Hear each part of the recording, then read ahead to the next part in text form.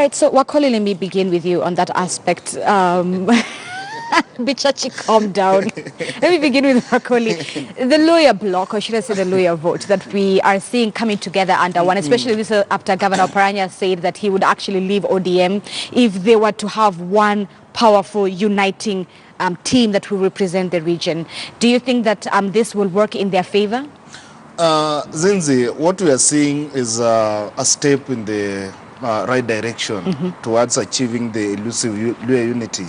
But my concern is about the kind of leadership that is being propelled. You know, we can't have 3 bulls in one shed and expect each bull to, you know, to be at par with the rest. Leadership emerge. We can't create a leader. And the most important thing that Luhyia leaders or Luhyas should be doing at the moment is having one person who is going to take up the mantle. We can't have Mudavadi saying he's running for presidency. Wetangula, who is my party leader, saying he's running for presidency. Eugene, we don't know his stand. And all of them, they are excluding the only minister in Western region, who is Rashid Echesa, in that kind of arrangement. You know, it should be also be inclusive, because you can't say we are uniting as leaders and you are leaving out one leader. Because in all these arrangements and these discussions, I've not seen where Rashid Echesa is featuring, given the fact that he's the only minister in the 4 constituencies of Western region. Bichachi, Wakoli has a point, because take a look at this. If you look at how perhaps DP and Uhuru rather have lined up the Luhyia community within their government. You have Ken Lusaka, who is the Senate Speaker. You have HRC, who is the CS for sports. Then you have Eugene Wamalwa, who was then moved to devolution. A way of wooing the Luhyia vote. Actually, nevertheless, one moment, Wakoli, we still have a lot of now the likes of Mudavadi. These people are calling for unity, yes, despite the fact that they're under Uhuru's regime. Then you have the likes of Wetangula, we have the likes of Mudavadi and the rest saying that, you know, we also want to form one block of unity. I mean, they're singing from 2 different scripts, would you say?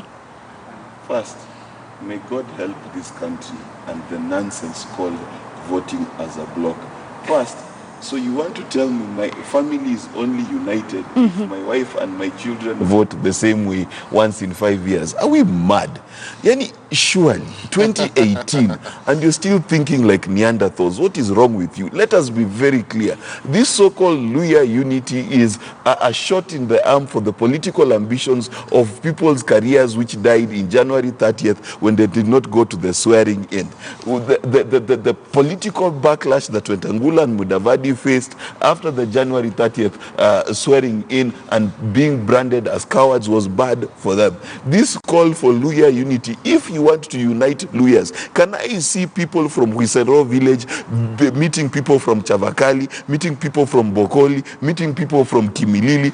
That is how you do unity. Unity, again, and let us be very clear, is not about Eugene Wamalwa, that him and his family and Wetangula's family can shake hands and be united. That does not mean the Luhyia community is united. And number 2, we need to understand that it is a good thing for this country for people to allow our tribes to be democratic. The Kisii Nation, for example, voted equally for Jubilee and for ODM. Are they suffering? Are the places where ODM was voted for in largely, has the president said that no road will be built there? Has the president said that no factories will be built there? We need to be sensible, because this idea of voting as a tribal bloc, my friends, Baringo had a president for 24 years. It is still one of the poorest counties in this country. You understand? Othaya, where President Kibaki came from. This idea that we keep propagating, okay, and I speak this as a Luhyia. The Luhyas do not need to be united to vote for Wetangula or united to vote for Mudavadi.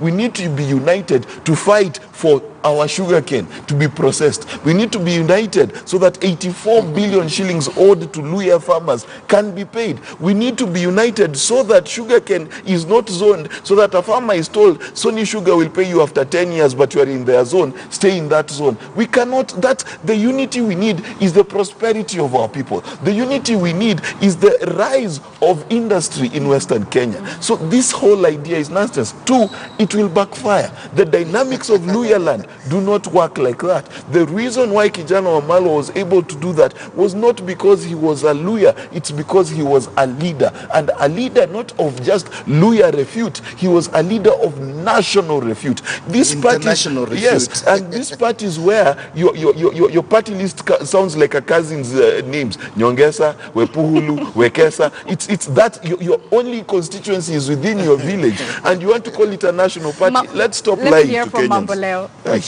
Zinzi, you can understand why Mark would become so passionate about that subject. However, I want to take this opportunity on national television to send these great sons of Luhya land to go and speak to their people, because their people are being led up the garden path. Let me tell you something. Look at one good gentleman called Moses Wetangula. This is a gentleman who has recently suffered a divorce with his husband called Raila Amolo Odinga. He promised it was going to be noisy. He promised it was going to be messy.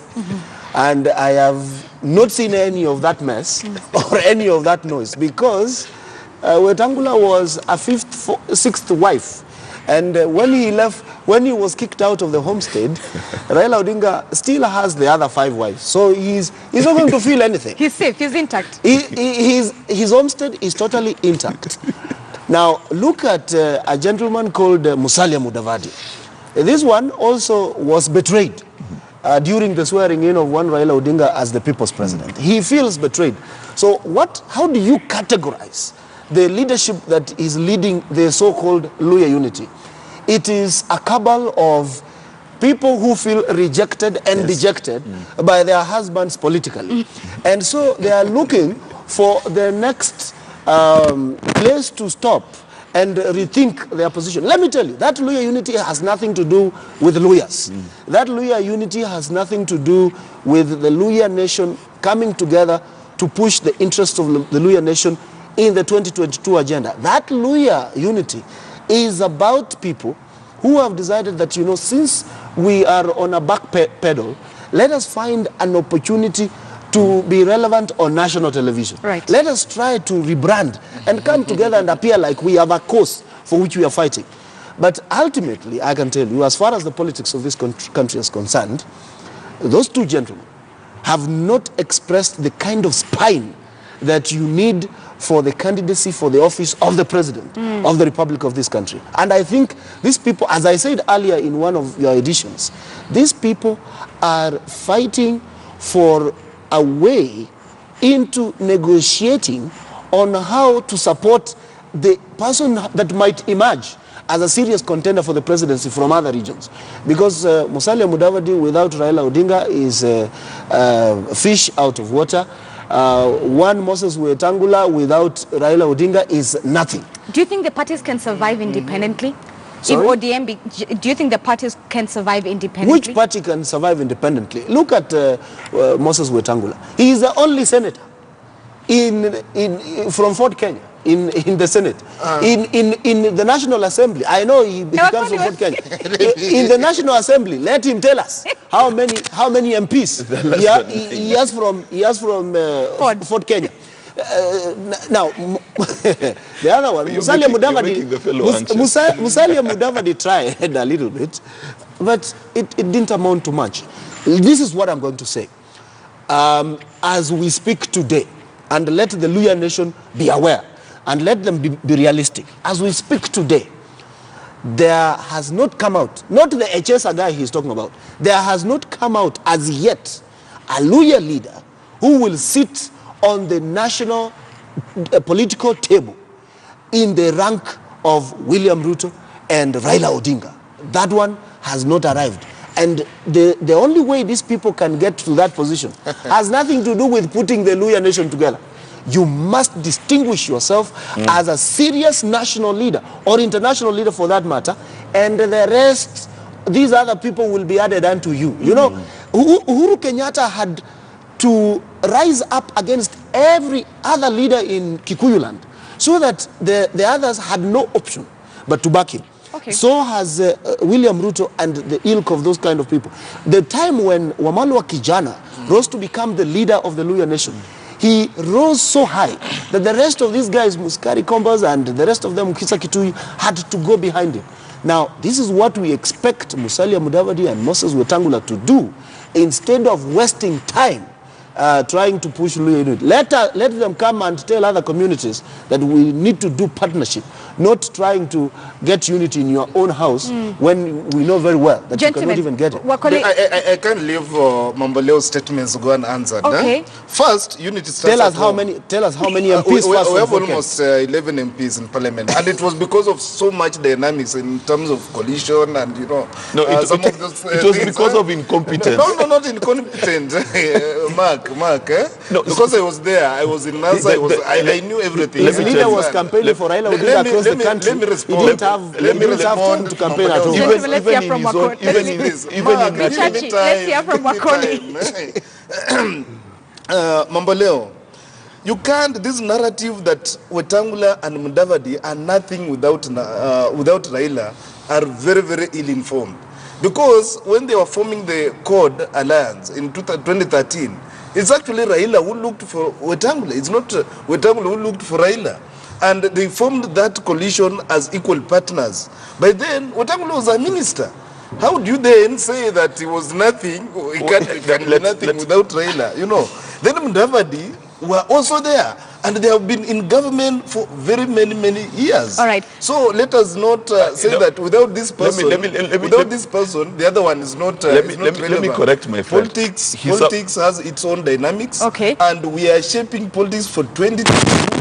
And the Luhyia are positioning themselves for to be at the table. Okay, let's hear from Bichachi. In 30 seconds, in 30 seconds. Fact number one, you're supposed to be a political analyst, not a ministry analyst. Someone becoming a minister does not mean he has votes. Let's just be very clear. Number two, he was an MP. Number two. No, let him finish. Can I finish? The thing is throwing so much aspersions on the part. All right, gentlemen, I'm going to have to stop this conversation because you keep finish. going back I'm and not forth. advocating for anybody else. Let me finish my statement. Finally, in 2013, Raila Odinga had more votes than Mudavadi in Luhyia land. Let's be very clear. Number two, Moses Wetangula, today as we speak, in his county alone, how many seats did he lose to Jubilee? Equal footing, my foot. You cannot compare the national appeal of someone like Raila Odinga and the village appeal of Wetangula. All right, speaking of remaining relevant, All these gentlemen, people, one moment, Wakoli, we're going to have to move from there. Speaking on a matter of being relevant, another person who is trying to remain relevant is Ekuro Ekot, a Third Way Alliance party leader, who is saying that now the Bridgeway Alliance should be disbanded. Mamboleo, do you think it should be disbanded? Do you agree with him? Ekuru Okot was very good. I used him as a very good example, especially in the run-up towards the fresh presidential election. I think he is the one guy who created lots of trouble for the NASA coalition in the run-up to the presidential election, because they knew at that time that probably if they pulled out of the election, then there was not going to be an election. So he assisted somewhat in making sure there was a fresh presidential election. But now this is what I will tell you. With the handshake, the Building Bridges initiative, Ekuru has absolutely no leg to stand on.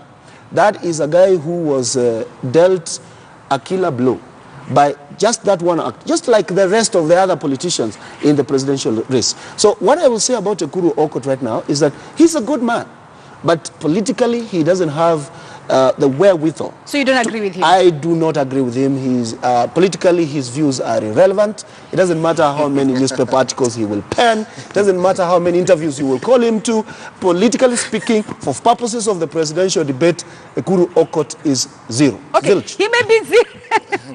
He may be zero, but Bichachi, does he have a point? Should we disband the Building Bridges initiative? It's been months, we still haven't seen anything sustainable, something come out from that 14-16 even if you include their lawyers team. But then the first thing you do is ask, what are they doing? You don't call for the disbanding because you don't know what people are doing. It's been months. It's like telling me to fire my house help when you don't know what she's cleaning. Yes. The fact of the matter is, the Building Bridges initiative is not a matter to be rushed. There are very many sensitive issues. There are very many considerations that need to be done. And let's remember, the Building Bridges initiative is not an executive initiative, neither is it a political initiative. So if he's expecting it to play in that dimension, then he will be sorely mistaken. But what must be critical to him is he must understand, before he goes against the will of the people, because Uhuru Kenyatta has been clear that his handshake with Raila Odinga still stands. Raila Odinga has been very clear the handshake stands, which later turned to a hug. Now let me ask a question. Why do you want to get into a conversation for which you cannot justify to the Kenyan people why you want it to be disbanded? If the Building Bridges is disbanded, Mark, do you think that the handshake will still stand firm? It will still be relevant? Here's the thing. The relevance of the handshake is in two dimensions. In communication, there's something we call symbolism, and symbolism is powerful. So the symbolism of the handshake, today if you tell a 5-year-old child, let's have a handshake, the symbolism is hope. So that is one side that has been done. Now the only thing that needs to happen for this handshake to be permanent, by the way, is for us to get to 2022 and Raila and Uhuru continue to have the same handshake atmosphere, in as much as they may be competing on competing sides of the political divide. So Building Bridges initiative, whether it succeeds or not, 50% of it is working. The other 50%, by the way, they released statements on they're expecting people to give the memoranda, their suggestions to people, to this particular committee. So if they are working in that perspective, why are we shutting them down? Wakoli, what do you think? And as a defender of Moses Wetangula, do you think you also not really agree a to defense this? of Moses Wetangula. You're bringing us back to where we came from. But Zinzi, it will be very unfortunate for us to sit here as opinion shapers to undermine national leaders. Okay. When you see the kind of terminologies and language that my colleagues are using against the leadership of Ekuru Court, without looking at the content of his statements, we need to be looking at the issues, not looking at the personality. Ekuru Court has a point, because we have seen even the members of parliament raising concern about the Building Bridges initiative. So you are for it, let it be disbanded. If he has let's look at what statement. What's the point? He's talking about inclusivity. He's talking about the issue of amorphous kind of, the how do you call them? The agenda. Because he doesn't know very what amorphous. Because he doesn't know what these things about. Because some of those things that are being addressed in the Building Bridges could have as well be addressed through the other initiatives, Other platforms. Other platforms like the TGRC reports, addressing historical injustices, Which is still sitting somewhere collecting dust. Yeah, the report is collecting dust. Okay. So what Ekuru is saying, why can't we implement some of those things that have already been, undertaken, instead of starting a fresh one? All right, Mambole. A team of 14 men and women tasked with the responsibility of building bridges. They have been given a term of 1 year. They will go around the country. They will collect views. They will talk to people. They are going to ask for submissions at some stage from Kenyans on how we want a more united country. Now, if you have absolutely no clue as to what these people are actually doing, how can you call for their disbandment? Right. I think what Ekuru Okot needs to be told is, hey, gentlemen, hold your horses. A time is coming. A time is coming. As a man who participated in the presidential election as a presidential candidate, right, you are one of those people we are likely to call one of these fine days, so that we ask you to tell us what you think is good for this country in terms of building a cohesive, indivisible nation. But this is what I need to say. Ekuru Okot, Moses Wetangula, Musalia Mudavadi, Kalonzo Musyoka, all these guys are an expression of the kind of problem that we have in this country. I do not know why Mark Bichachia is not the richest man in this country. Why? Because this is the man who could have been designing for them you know, the structure with which they can engage the Kenyan nation. All right. They seem to have completely ignored him. All right. When he can actually tell them that, you know, on a matter, you know, on a matter like this one, you cannot be blabbering out there. You need to get your facts right. All right. Let's be clear. Okay. Let's be clear. When the handshake happened, the biggest mistake some of these politicians made is say they've been betrayed. Betrayed in what? Betrayed in an action that brought peace to the country. Now, the second part that is very critical, how do you unify a country? Right. It's very simple. You build conversations. This committee has nothing else to do than to allow for a dialogue for Kenyans to talk about matters peace. Okay. Now, how do you tangify or quantify dialogue? Okay. You understand? You cannot measure dialogue. You cannot say, let us measure the quantity of peace, the quantum of peace that the Kenyan people enjoy because of the handshake, and then call for its disbandment based on what your feeling is. Right. It is nonsensical. You see, to build, if you ask, how did the Germans unify Germany after the West and East broke apart? They held conversations. There was no court process. There was no minister of unification. You cannot legislate peace. You cannot legislate unity. Gentlemen, before I really need to get your thoughts with what's happening in Uganda, we have to touch it. We have to talk about it before we close off the show. I'll begin with you, Wakoli, as we're coming round. Gentlemen, a minute each. A minute each. Wakoli, your thoughts on what's happening in Uganda? What is happening in Uganda is very unfortunate. We have people being, tortured, the young leaders being tortured. But having said that, because, there are laws and procedures that need to be followed, both international and local laws, and I believe those laws are in Uganda, and Museveni need to respect the basic tenets of human rights, as in they need to respect the rights and of the opposition leaders. Having said that, Zenzi, it's also very important to mention that the opposition leaders or opposition leadership in Africa has let its citizens down, because we have seen this electoral and political impunity on the part of the opposition, where they feel that it's only through violence that they can, communicate to the government. Right. They need, opposition in Africa need to derive another, tools, another strategies of engaging the government, rather than approaching or adopting the only tool they know, which is violence.